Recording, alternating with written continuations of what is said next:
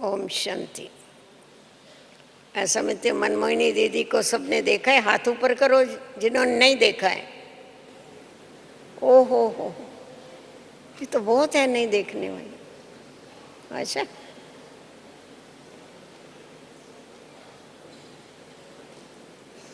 मनमोहिनी दीदी जैसा दीदी का नाम था वैसे ही मन को मोहने वाली थी सब।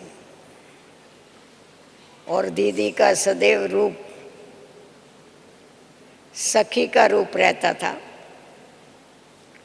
बाबा के साथ भी सखा का अनुभव दीदी हमेशा करती थी।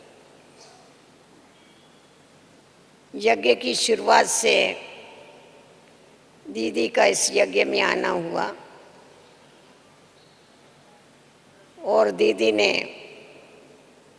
अपने जीवन को एक सेकंड में इस यज्ञ में समर्पित कर दिया। वैसे तो दीदी की काफ़ी हिस्ट्री है। शुरू से लेके दीदी की जो कंट्रोलिंग की पावर थी वो ज़्यादा होने के कारण पहले भी दीदी कंट्रोलर बन के यज्ञ में रही और मम्मा के साथ साथ, और मम्मा के बाद भी पहले दीदी सेवा के लिए दिल्ली में गई, परंतु मम्मा अव्यक्त होने के बाद दीदी मधुबन में ही रही और दीदी ने मम्मा का पार्ट समझो बाबा के साथ साथ राइट हैंड होकर के बजाया। सारे यज्ञ का बहुत ध्यान रखा। अभी ये जो आपको याद सौगात मिलती है ये पहले दीदी देती थी।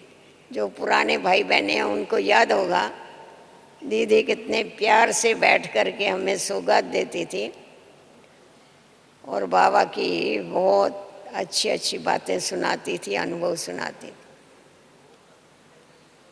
शुरू से लेकर के बाबा और बाबा का यज्ञ और बाबा के बच्चे, इसके बिगर और कोई भी बात जो है वो दीदी में हम लोगों ने कभी देखी नहीं। बाबा व्यक्त होने के बाद दीदी को, मम्मा के बाद दीदी यहाँ रही। जब बाबा व्यक्त हुए तो उस समय पर अव्यक्त बाप दादा ने दीदी और दादी, ये दो हंसों की जोड़ी जो है, इसके ऊपर सारा यज्ञ कारोबार रखा, इनको निमित्त बनाए। हम लोग हमेशा कहते थे दीदी और दादी ये दो शरीर अलग अलग है पर इन दोनों की आत्मा एक ही है। उनमें इतनी एकता थी, इतना आपसी प्यार था और दोनों की पर्सनैलिटी जो थी वो बहुत अलग थी। दीदी की पर्सनैलिटी जो थी वो दीदी प्यारी भी बड़ी थी परंतु स्ट्रिक्ट भी बहुत थी। तो इसीलिए बहनों को अच्छा अनुभव है। हम लोग आपस में मिलते थे तो हंसी में बोलते थे दीदी जो है वो बाप है और दादी जो है वो माँ है। तो दीदी ने हमेशा बाप का पार्ट बजाया। गलती होगी तो ऐसा कान पकड़ेगी जो गलती फिर वापस कभी नहीं होगी। परंतु दादी जो थी उसमें प्यार का स्वरूप ज़्यादा था तो ज़्यादा माफ़ कर देती थी। पर दीदी को हमेशा यही रहता था कि बाबा के जो बच्चे हैं उन्होंने सबने बाप समान परफेक्ट बनना चाहिए, इस बात का दीदी विशेष ध्यान रखती थी। दीदी के अंदर पढ़ाई की बहुत ही रुचि थी और हम देखते थे बाबा अव्यक्त होने के बाद भी दादी जब बैठ के मुरली सुनाती थी तो दीदी हमेशा पहला नंबर आकर के मुरली के लिए क्लास में बैठ जाती थी ओम शांति भवन में और बैठ कर के नोट्स लिखती थी। ब्रिजेंद्रा दादी कहती थी ये कृष्ण और अर्जुन का पाठ बजाते हैं। वो कृष्ण जैसा सुनाता था ना अर्जुन को, तो वैसा दीदी दादी सुनाती और उसी भावना से बैठ के बहुत प्रेम से मुरली सुनती थी। और उस समय पर दीदी इतनी बड़ी आयु होते हुए भी दीदी के हाथ में हमेशा नोटबुक देखते थे हम। गॉडली स्टूडेंट, एकदम पक्का गॉडली स्टूडेंट। तो दीदी बैठ के प्रश्न निकालती थी उसमें, और जब भी बाबा की मुरली पूरी हो जाती थी तो हम जैसों को बुलाती थी अपने पास, आओ आओ आओ ज्ञान का बैडमिंटन खेलेगी। अभी हम भी बैठ के मुरली सुनते थे, दीदी भी मुरली सुनती थी, परंतु दीदी हम लोगों से ऐसे प्रश्न पूछती थी जो हम फेल हो जाते। तो इतनी दीदी की श्रूड बुद्धि थी और निर्णय करने की और परखने की शक्ति दीदी में बहुत थी। दीदी सवेरे अमृत वेले 3:30 बजे बाबा की याद में अलर्ट होके बैठे, इसीलिए स्नान करके पीछे आके बैठते थे। इतना दीदी का अपने ऊपर ध्यान था कि जब बाबा की याद में बैठे तो हमें झुटका नहीं आना चाहिए। आप बताओ, जो व्यक्ति इतना पर्टिकुलर होगा, इतना चुस्त होगा, तो उसको सामने वाले भी चुस्त लोग अच्छे लगे। तो इसीलिए हमने देखा कि दीदी के अंदर हमने कभी अलबेलापन या आलस नहीं देखा, परंतु हमेशा सबको आगे बढ़ाते हुए, सबको आगे रखते हुए, और सदैव दीदी ने अपने जो गुण हैं अपने कर्मों के द्वारा औरों को सिखाया। अभी धीरे धीरे समय तो परिवर्तित होता गया। दीदी और दादी ने यज्ञ को बहुत बहुत सुचारू रूप से दोनों ने मिलकर के चलाया, क्योंकि हम लोगों को भी तो उनकी एकता, उनका प्रेम देख करके सीखने को सबको मिला। और फिर उसके बाद जब जैसा जैसा समय दीदी के जाने का नज़दीक आने लगा, दीदी के अंदर परिवर्तन भी काफ़ी हो गया। और ऐसा परिवर्तन हो गया, मुझे याद है एक बारी तपस्या बरस डिक्लेयर किया था, याद है ना आप लोगों को? उस समय पर हम लोग मधुबन में आते थे ना, गेट से इतनी साइलेंस का अनुभव होता था, बात मत पूछो। बहुत साइलेंस, सारा बरस बहुत तपस्या किया सभी ने।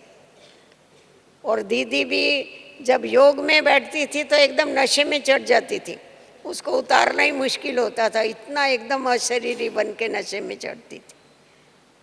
और फिर दीदी ने एक, जब भी हम मिलने को जाते थे लास्ट में, थोड़ा समय था मैं समझती, उसके बाद जल्दी दीदी ने शरीर छोड़ा। तो हम जाते थे तभी कहते थे, हम हमेशा यही कहते हैं ना, जब भी मिलेंगे तभी भी ओम शांति कहते हैं, जब भी जाएंगे तभी भी ओम शांति कहते।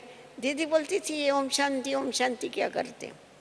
जब भी आते हो तभी ओम शांति कहो, जब भी जाते हो तभी बोलो अब घर जाना है।